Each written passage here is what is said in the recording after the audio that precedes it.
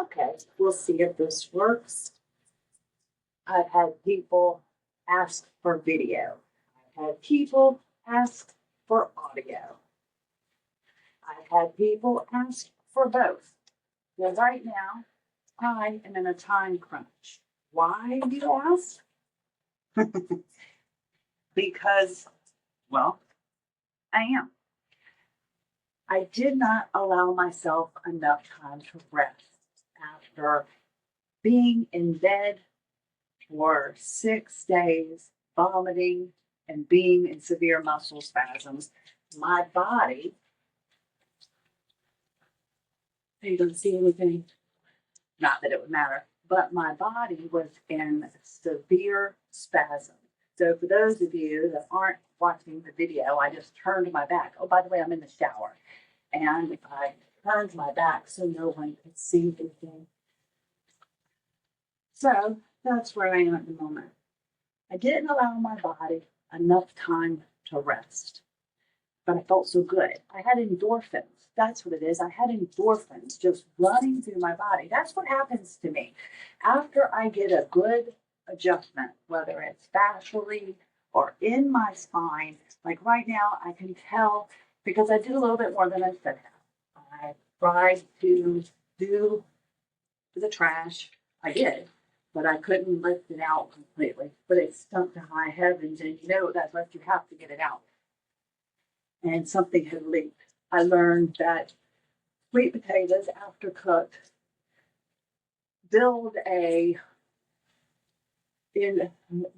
build bacteria, is what it says. Now, back in my day, you'd leave the turkey out all day when you take it out. Now, heavens to Betsy, if you do, you've got to take the stuffing out immediately.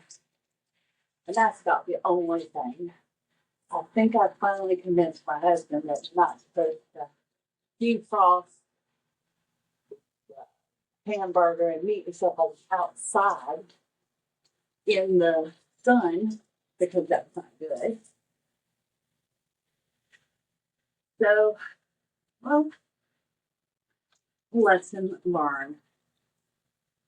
We used to cook sweet potatoes and let them sit there, peel them so they'd be ready. Again, I thought sweet potatoes you could only get at Thanksgiving, not realizing that it was something that I could cook all year long. Now I'm really excited because I can have fresh sweet potatoes anytime I want. But getting back to my resting, I didn't rest enough. I have never been able to sleep and will actually fall asleep without taking something to make me tired. And I have a very high tolerance, but I've never had to increase like my Xanax or anything. If I take that and I lie down, then I know I'm going to go to sleep. And that's just the way it is. Well, I didn't rest enough after the 6 days that I was in severe spasms. I should have. Then I went for 2 days to Newsom. I should have, I'm sorry, I have to shave underneath the arms. If I don't shave anything else, at least that. So, God forbid I ever lift my arms and there's anything that you shouldn't see. So, of course, some people have that pride in that. So, if you are one of those people, I praise you. That's great. I am not one. That's all I worry about shaving now because I have to look down at the other body parts and, well, it wouldn't be nice to hit anything important that I could mess up. But you see, I've had a very dear friend that works with, I call her like my fascia sister. She knows who she is. And we both work together on her fascia. And she is not one to tell me I would be working on my fascia while I'm in the shower, but I'm looking at the clock. It's too darn late. I'm not going to do that tonight. I'm going to wash my face. I'm washing my hair because, well, I feel like it got the smell of the trash on me, and I have to just get it off, and I have to feel clean. This is where I believe it comes into play when we don't get to clean our sheets once a week. That's nerve-wracking for me. I hate not being able to change my sheets, and it's something that I am hoping to build up to do is changing my sheets weekly. I do not like sleeping in filth. I like feeling clean, and getting into nice, clean sheets makes me very happy. Makes me feel like I've done something. Even though I hurt from what I did today, what happened was I missed my 8 o'clock PT, which I thought was 10 o'clock. Then they could get me in at 10:30.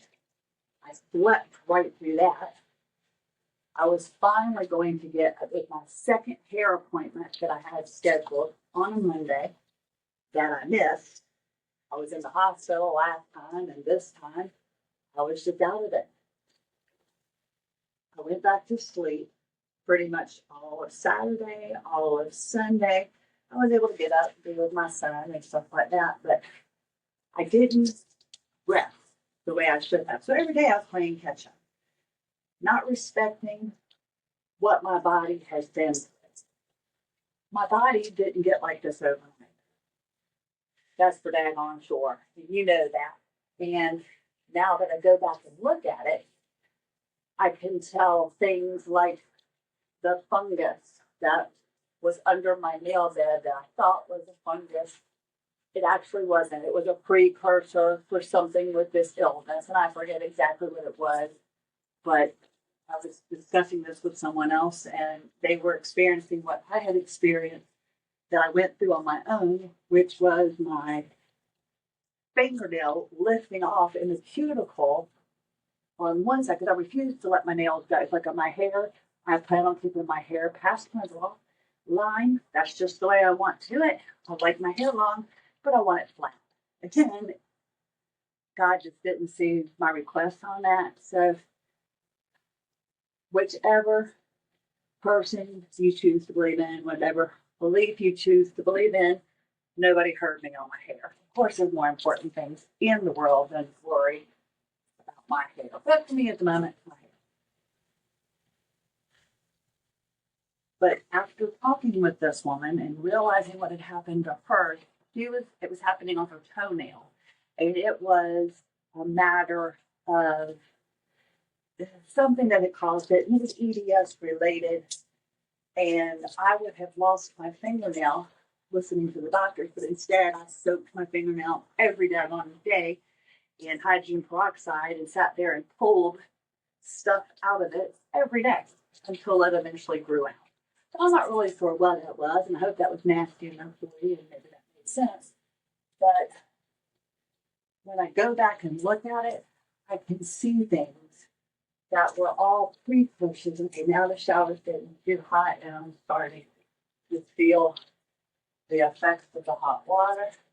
That feels so good, but I feel so bad.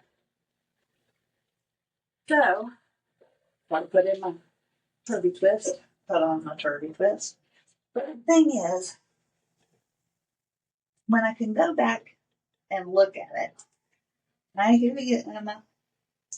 When I go back and look at it, there are so many precursors to things that would have given me this diagnosis a lot earlier than 51. And I would have been before I gave birth to my son. And I still would have gone through with that birth no matter what. Hindsight, no matter what happened to my body is no comparison to having my child. Whether this may be symptomatic or not, something eventually probably would have triggered the EDS. And oh well, stuff happens, right? It depends on how we deal with it. I missed my hair appointment. Apologized profusely. Brian called me, Brian Stisser, the PT. He called me at 12:48 and I thought it was 1:30, and he said, I can do my best. I can get you in at 3:30.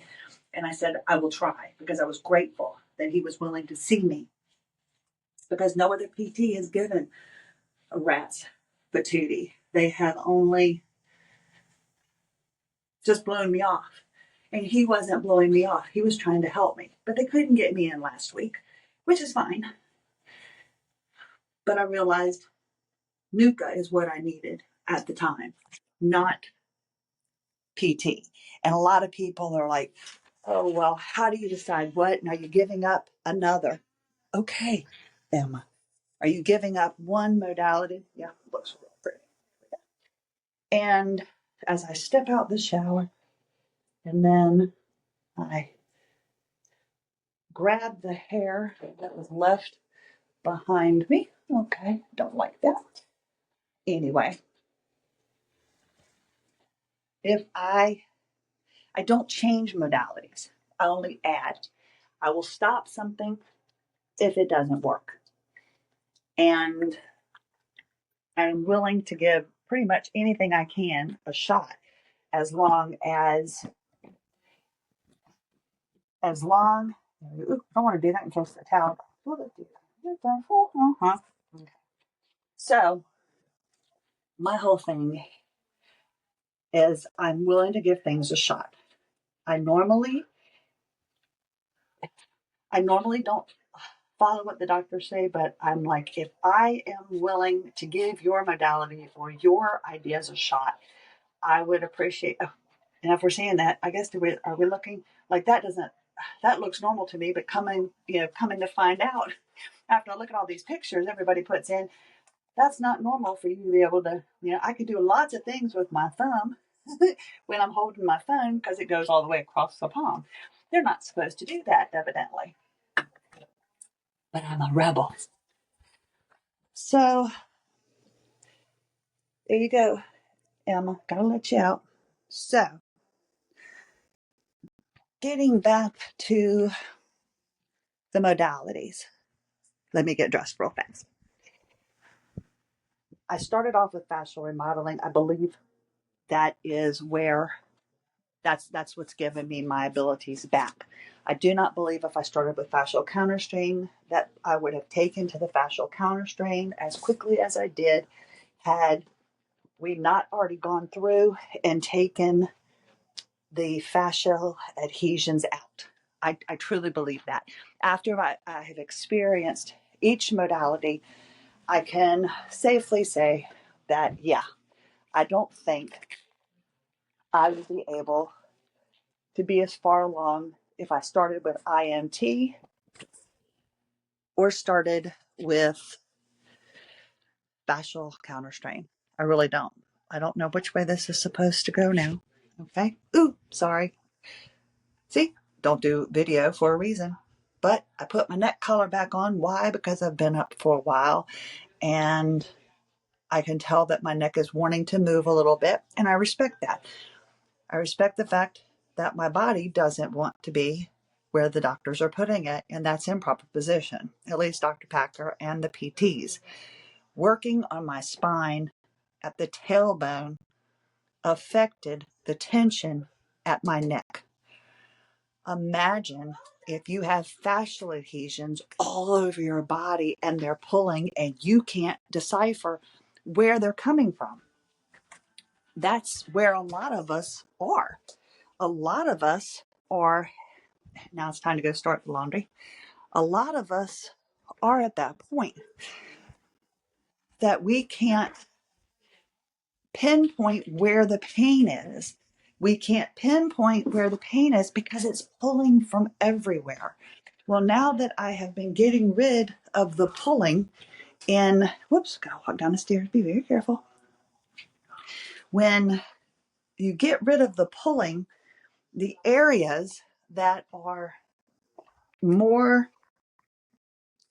deeper and that are still there actually start pulling worse. And it's not really that they're pulling worse, it's just they become more evident that they are there because, start and wash, they become more evident to an individual because they are there and it pulls more. So that is why when you go to someone that doesn't understand EDS and they think that you should be doing well and they're comparing you to, I don't know, somebody else that doesn't have EDS, well, there is no comparison. because once you release those major adhesions that are right there, that are trigger points, they start to make the others appear worse, is what they do. They make the others appear worse. And I don't know which way the phone's supposed to be, but they make what you have left feel worse. And that's why you're just constantly wanting to get out of pain, get that adhesion, get that fascial adhesion, and get rid of it because it hurts so badly. It's not that it hurts any worse, and it's not made worse because of what you've done. It has become more of your focus because that hip pain that you were chasing for 4 years is gone. Something like that. That's the way you've got to look at it. I'm doing NUCA because PT is taking quite some time, and I could feel crooked. And I kept telling everyone I feel crooked. Only one person said, I get it, and didn't question me, didn't even need me to tell them. But they were able to figure out that I was crooked, and they understood why. They didn't just say, yep, you're crooked, and send me on my way. Thank you, neurologist. But they understood. And that's why I suggest NUCA. NUCA pretty much is for pain. My hip pain, I had been chasing down, which ended up being my tailbone, which was causing the pain. But now it is at a point that that joint, the SI joint, my Mexican joint, is not that painful anymore. Blood is now flowing. It hurts once you move your quadricep back in, once you move your Achilles tendon back in, little things like that. Put your diaphragm back in the right place. Once you do stuff like that, it hurts. It's not an instant fix. You'll feel a majority of the pain go away, but it's not an immediate fix. It takes a while for the blood to circulate and want to go back into working order. I guess that's what we'll say. It takes a lot for your body to understand that where it was in fight or flight mode for the past 10 years is not where it's supposed to be. It's supposed to be in this spot. And even though your body keeps popping you out of alignment because it doesn't know any better, it's just trying to fix you the only way it knows how. It's protecting us when it's hurting us. And that's why I believe we have sticky fascia. And that's where I feel we build up like a tumbleweed, like saran wrap. We build up knots because our fascia does not move and glide successfully because we have damaged tissue. That is my belief. That's what I'm sticking to, right or wrong. But so far, I'm following my gut. Tomorrow is PT. And I would be, I just don't think, even though financially I'm thinking, okay, how am I going to pull this off? But I need to go on Wednesday because there's more in my face that is going to take me forever using a fascia blaster with. And there is a technique that fascial counterstrain can do that they did to me the very first time, where they worked on my face and I noticed a difference in my breathing. Now that they've got my ribs back into place and everything else is working, it's time to go back and get rid of this. This is what I'm hoping for. Fingers crossed. I'll keep you posted. Hopefully this will post. Who knows? Christy Lynn Hanchy, AWOL Zebra. I thank you for being here. Have a lovely day. And I push and I end.